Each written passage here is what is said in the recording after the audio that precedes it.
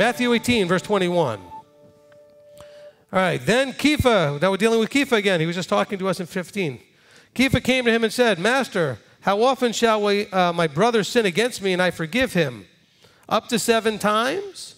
And Yeshua said to him, I do not say to you up to 7 times, but up to 70 times 7. Now let's just stop with that. There's a lot of problems in the body understanding forgiveness. I have a whole teaching called Forgiveness. You can go listen to that.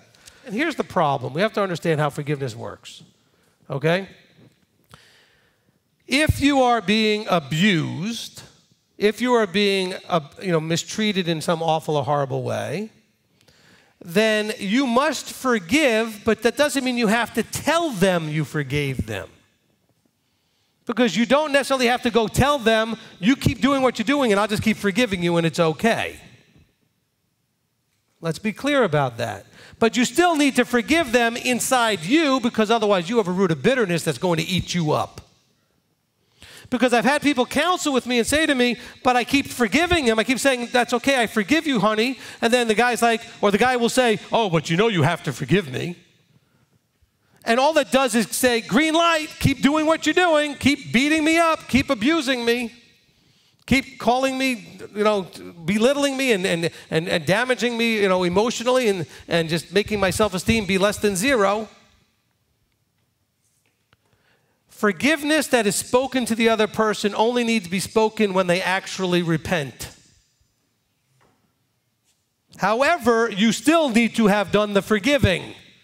So let's understand that forgiving has 2 aspects to it, the part that you do inside you and the part that you express to the other person. The part that you do inside you has to be done every single time without exception. That's why he said 70 times 70. Well, how many times do I need to forgive? Well, 70 times. In other words, there's no counting it. You're not going to sit there and start counting, 70 times 7, 490 times or whatever you're going to count, right? He said, you need to forgive. However, I don't need to tell you I forgive you if you haven't repented.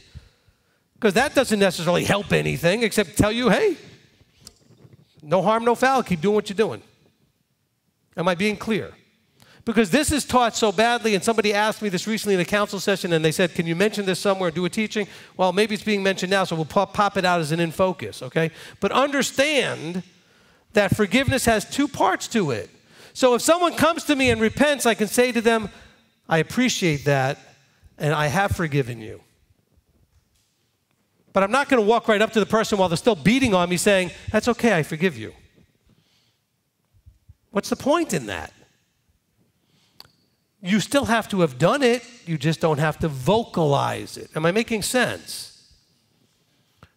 Okay? But this is again where we get into that judging thing where people confuse the 2. This is forgiveness and understanding that there's 2 aspects to forgiveness. One must be done every single time, always. The other is only done when the other person has done something to show they're repentant. But you must always have already forgiven them because you can't hold on to that ugliness. It will destroy you. Okay? However, now, if they have not repented and the abuse continues, well, shame on you for staying there like a doormat getting stepped on all the time. Come and get counsel about how to handle it because you don't have to be a punching bag.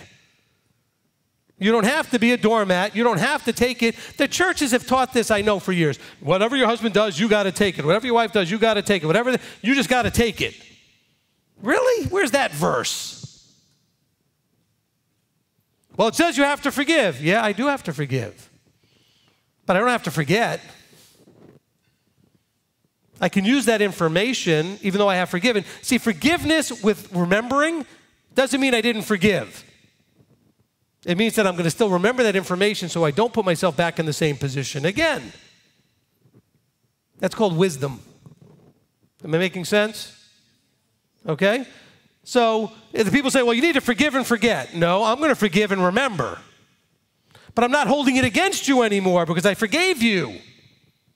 But I'm going to learn and say, oh, that information now can help me avoid being treated like that a 2nd time or a 5th time or a 20th time. So I'm going to forgive and remember. Not remember by holding it against you, but just be aware of what happened so that I cannot be in that place again. Am I making sense here?